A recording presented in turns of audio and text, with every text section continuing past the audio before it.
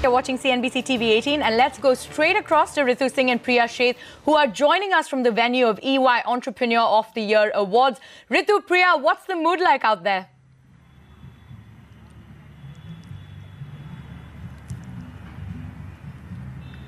Well, Arundhati, we're coming to you live from the 20th edition of the Ernst & Young Entrepreneur of the Year Awards. A battery of corporates are in attendance as always. It's a fine evening. The theme this year is building a better India, actually. And they're going to really honor and felicitate some of the exemplary leaders that have been honored, and identified through these awards in the last 2 decades, right, Priya? Absolutely, Ritu. It's a power-packed evening. We're seeing a battery of corporates just trickling in. The awards are just going to begin in a few minutes, but of course tonight's winners have been picked by a power-packed jury consisting of the likes of Uday Kotak, Jalaj Dani, Harsh Goenka and many more. But of course, what we're really looking out for this time around is the EY Entrepreneur of the Year. That's the biggest award, and of course the winner, that's the national winner of the Entrepreneur of the Year award, goes to Monte Carlo and represents India and has a chance to perhaps win that, of course. But at this point in time, Ritu, there are many categories as well, right? Yeah, there are several categories, from startups to financial services, but I think the key one that people will be watching out for is the Entrepreneur of the Year. In fact, Priya, we have a guest joining us as well, also one of the finalists today. Absolutely. Thank you so much, Ritesh, for joining us today, and congratulations for being a finalist tonight. How excited are you for tonight's awards? Thank you so much for having me here. Of course, the EY Awards invites the best of the best in the country, and very excited about it this evening. Speaking specifically about OYO, it's a company that you've grown and nurtured over the years. What's the kind of growth rate that you're seeing this time around? We have the election around the corner. We've just seen the budget, and it hasn't been easy for the hospitality industry. So look, I think the hospitality industry has had a hard 10 years, but OYO has grown in the hard years. That's what our impetus has been. We're currently growing at over 4 times worldwide and over 3 times in India. So we're seeing rapid expansion, not just for ourselves, but in the hospitality industry at large. What's the kind of investment that we can expect for you this time around? 2020 has been a milestone year for most companies. What's the kind of fund requirement and the kind of investment that you plan? So currently we have a big balance sheet. We have a balance sheet over $1 billion. So we will continue to invest out of our balance sheet, of course, between balance sheet as well as our internal accruals for now.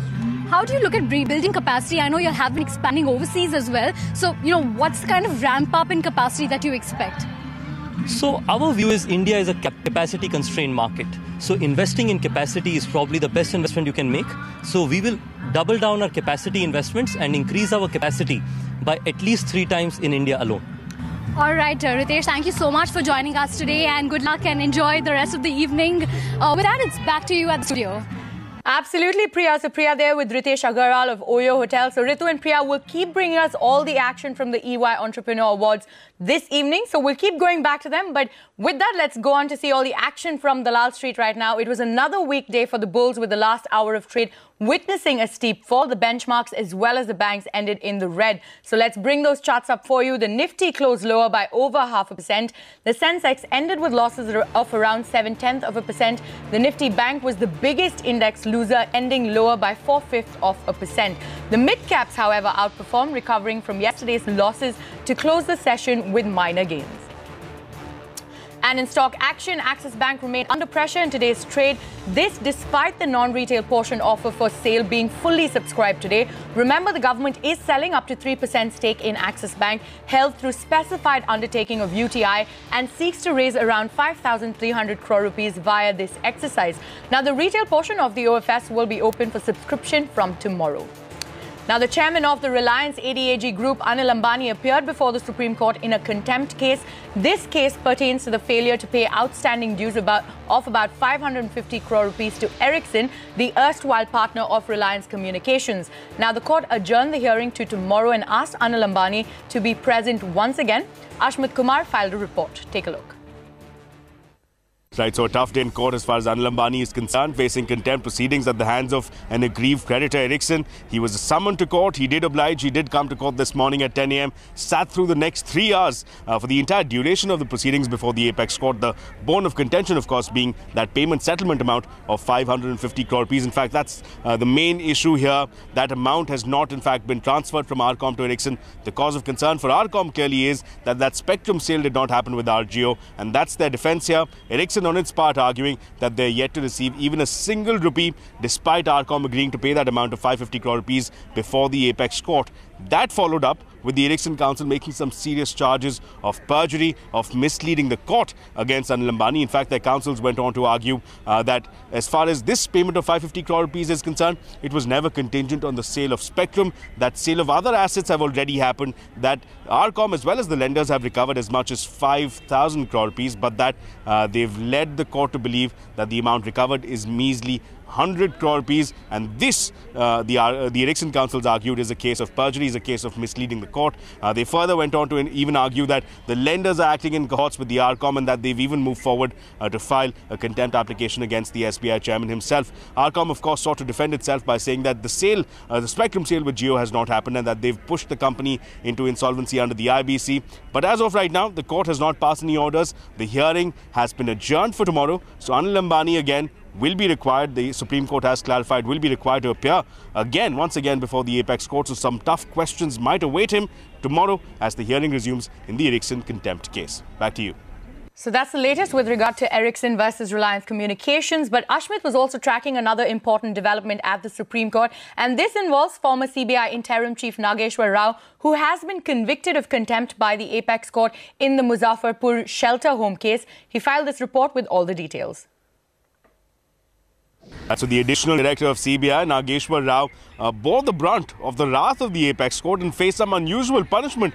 What was that unusual punishment? Well, he was slapped with a penalty of 1 lakh rupees, and with it was imprisoned for a day in the Supreme Court premises. In fact, he was asked to stay in the court of the Chief Justice of India till the bench rose at 4 p.m. Now, what is the reason behind this very unusual punishment that has been given to Nageshwar Rao?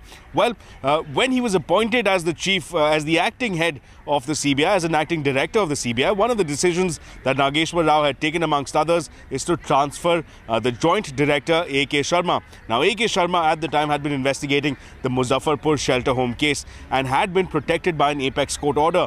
The Supreme Court order, while protecting A.K. Sharma, had clearly said that he cannot be transferred, he cannot be moved without the prior consent of the apex court. Now, Nageshwar Rao, while directing A.K. Sharma's transfer, had failed to take the consent, had failed to take the approval of the apex court, and that has been seen as a blatant case of contempt of court by the apex court. In fact, Nageshwar Rao just yesterday had even apologized in unconditional terms, going to the extent of saying that there had been a lapse in judgment on account of the work pressure, that he cannot think of violating the majesty of the court, and that he should be allowed, his apology should be accepted. However, the apex court played firm, indicting him of charges of contempt of court and holding that he is guilty of having violated the apex court orders and should bear the brunt. And then followed the unusual penalty, 1 lakh rupee fine and imprisonment for a day within the halls of the Chief Justice of India's court.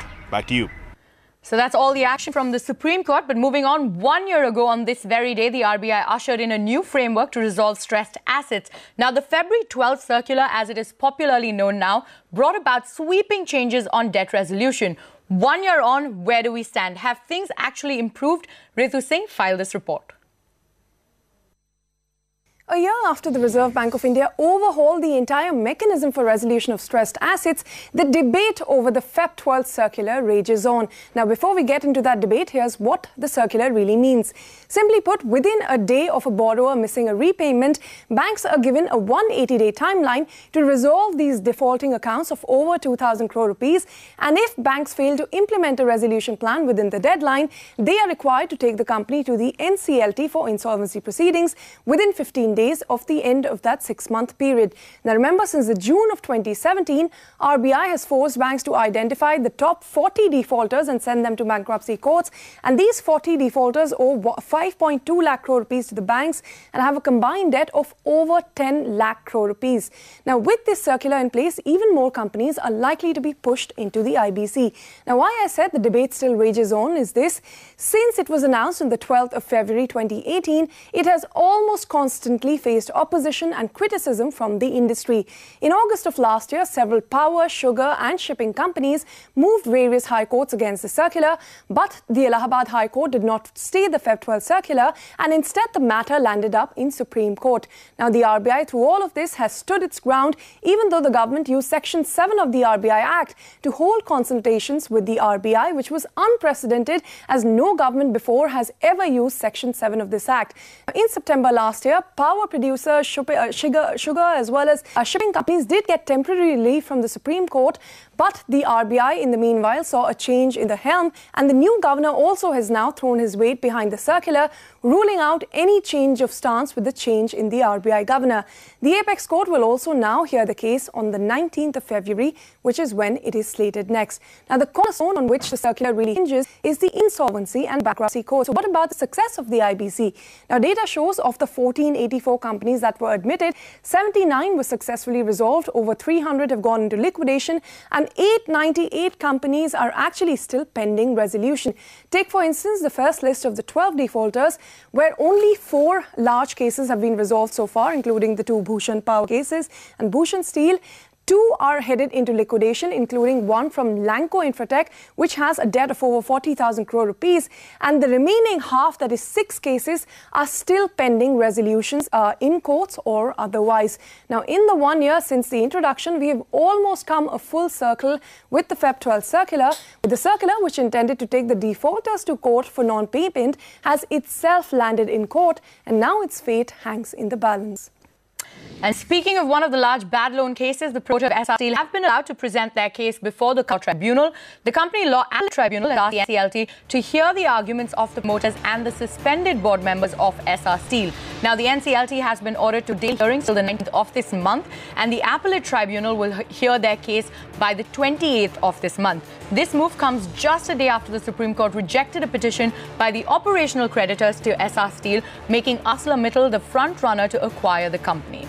Congress President Rahul Gandhi has claimed that Reliance Defence's chairman Anil Ambani was aware of the Rafale deal in advance. Citing a fresh media report, the Congress President alleged that Anil Ambani visited the French Defense Minister's office a fortnight before Prime Minister's Paris visit, during which the deal was announced. Rahul Gandhi went on to allege that the revelation shows that Prime Minister Modi acted as a middleman to Anil Ambani. He went on to add that the Prime Minister has violated the Official Secrets Act and demanded an answer on that. He also attacked the CAG report and, in a leaf borrowing from the Prime Minister himself, expanded CAG as Chaukidar Auditor General.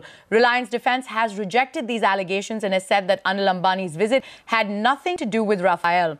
Now, the company also added that the truth is being ignored and the facts are being twisted. Here is what Rahul Gandhi said in his press conference earlier today. पहले ये भ्रष्टाचार का मामला था, ये procedural मामला था, अभी ऑफिशियल सीक्रेट एक्ट का मामला हो गया है. This is now treason, you nothing less. Mister Narendra Modi is doing what spies do. He's under oath to protect these secrets, and he has now given this secret to Mr. Anil Ambani, who knows that the biggest defense deal in the world is going to him 10 days before. The defense minister knows, foreign secretary knows, the entire defense establishment knows. This itself is criminal. This itself will put the prime minister in jail. पूरा cover up करने की कोशिश कर रहे हैं. ये बड़ा clear मामला है. कल हमने बता दिया है, कल हमने दिखाया है that the gentleman himself is, involved in this decision making. So that CAG report is a worthless report. It is Narendra Modi's report, written for the Chaukidar, on behalf of the Chaukidar, for the Chaukidar, by the Chaukidar. So I wouldn't call it the Comptroller and Auditor General, I call it the Chaukidar Auditor General report. आप मेरे ऊपर जितना investigation करना है करो. आप हर opposition leader पे, हर आदमी पे, ऑपोजिशन के आदमी पर, हर आदमी पे आप जितना इंक्वायरी करनी है आप करो, कोई प्रॉब्लम नहीं. हमने कुछ किया नहीं, कोई इशू नहीं है, करो जितना करना है. मगर आप राफेल मामले पे भी तो कर दो. आप किसकी रक्षा कर रहे हैं? अगर आप राफेल मामले में इन्वॉल्व नहीं है तो करा दो इन्वेस्टिगेशन, जेपीसी बैठा दो. क्यों घबराएं आप? एक ही कारण हो सकता है कि आप उसमें शामिल हैं, क्योंकि अगर शामिल नहीं होते तो आप कहते हैं हाँ भैया इन्वेस्टिगेशन होगा, डालो सबको जेल में. And the government's move to bring a citizenship bill has stirred the hornet's nest in the northeast. Now, the bill proposes to provide Indian citizenship to immigrants from neighbouring countries, provided they suffer religious persecution. The bill could be moved in the Rajya Sabha tomorrow. The Lok Sabha has already passed the bill, but northeast is on the boil with protests erupting across the state. Karishma Hasnath is here with more details. Karishma, what's the current situation on the ground? Well, the situation remains tense across Northeast, more particularly in Assam and in Manipur, ahead of the tabling of the contentious Citizenship Amendment Bill 2016 in Rajya Sabha tomorrow. There is a possibility. Curfew remains imposed in Greater Imphal area. Section 144 has been imposed. Internet services have been banned. Cable TV operators have been directed not to telecast or retelecast any protest visuals or inflammatory speeches. Security has been beefed up outside the residences of the MPs and MLAs, fearing that protesters might attack parliamentarians and legislators if the bill is brought about in the Rajya Sabha. Protests have escalated since the bill was passed in the Lok Sabha on January 8. Volatile protests have been gripping the entire region and in Northeast, and more particularly in Manipur, because Manipur has seen escalated protests led by women, led by students at Ima Kaithal Market, which is Asia's largest women's market. Imas, or the mothers as they are called in Manipuri, rallied in the streets, clashed with police. 6 of them were injured as police fired smoke bombs to disperse the crowd. So the existential fears of the people across Northeast remain that they would not let any foreigners settle in the narrow socio-economic and political landscape of the homeland of the indigenous people. In Mizoram too, we had witnessed protesters, young and old, gathering at the city square in Aizawl with placards and banners, placards that announced of an independent Mizoram. Though this is certainly not a good sign for the Northeast or for the entire country, something to be taken with utmost concern by the state and the central government. In Tripura too, there were protests. In Assam, people from various walks of life rallied in the streets like they have been doing since a long time now. The stakeholders, the Northeast Students Organization, the All Assam Students Union, are camping in New Delhi, meeting with different political parties, trying to garner support and stop the passage of this bill anyhow. But if the bill is brought about, it will only be a volatile situation that would grip Northeast, and certainly which things would go to a different level which the government might not be able to control. So the situation there in the Northeast still tense. Thank you so much for those details, Karishma. Moving on, telecom regulator TRAI has extended the deadline for migration to new TV tariff regime once again. The regulator has allowed consumers time till the 31st of March for exercising the option of selecting TV channels that they want to watch. Ashmit Kumar joins us now with the latest. Ashmit, what's the update? Well, the backlash that we had seen from various customers on the back of migration to the new tariff regime appears to have translated into some action. The telecom regulator finally taking cognizance of the fact that there have been difficulties faced by the customers, taking cognizance of the fact that there have been hardships faced by customers. 2 of the hardships that they've in fact put down, that they've taken note of, has been the fact that as far as local cable operators are concerned, in many cases, the decision of the choice of channels, for that, it's important for the customers to travel to the point of sale. That has led to a bit of a disconnect. The TRAI has also admitted that there have been wide reports of blackouts being experienced by a number of customers. So on the back of that, the TRAI, as of right now, has taken the foot off the gas. They've given some relief. They have extended the time that had been made available for making that choice from 31st of Jan to 31st of March. So an additional about 45 days more has been given to customers to make that choice. What's equally interesting, however, is the alternative that the TRAI has proposed. The alternative post March 31st that TRAI has proposed is that these various operators, the LCOs, the MSOs, the DTH operators will have to work out what the TRAI calls is a best fit plan. Now, the best fit plan essentially will be a mix of channels based on customer preferences, languages, popularity of channels, and importantly, one important caveat that TRAI has slipped in is that this best fit plan should not exceed the monthly tariff plans that are currently in place. So that's one caveat that the TRAI has slipped in. But clearly, the big takeaway being that the TRAI relenting a bit, extending the deadline till March 31st, and also bringing in the concept of a best fit plan that these service providers will have to look into. So some relief there coming in for the customers. Back to you. All right, Ashmit, thank you so much for those details. Now to a big political flashpoint from Uttar Pradesh, where former UP Chief Minister and Samajwadi Party Chief Akhilesh Yadav was reportedly detained at the Lucknow airport. Now, the SP chief claimed that he was stopped from boarding a flight to Prayagraj city, where he was scheduled to attend an event at Allahabad University. The Samajwadi Party chief posted photos from the airport and also released a statement narrating the entire incident. Now, the incident also sparked protests in the Prayagraj, where SP workers clashed with the police. BSP chief Mayawati immediately tweeted in support of Akhilesh, condemning the incident. मैं आपको बताना चाहता हूं कि इलाहाबाद का university का कार्यक्रम मैंने बहुत महीनों पहले भेज दिया था। ये सबसे पहला कार्यक्रम इलाहाबाद यूनिवर्सिटी का, जिस समय अध्यक्ष छात्र संघ करके जीत करके आए थे, तो 27 दिसंबर उस तारीख को कार्यक्रम मैंने भेजा था, 27 दिसंबर को। उसके बाद पूरा डिटेल प्रोग्राम जो था वो 2 तारीख को भेज दिया गया था।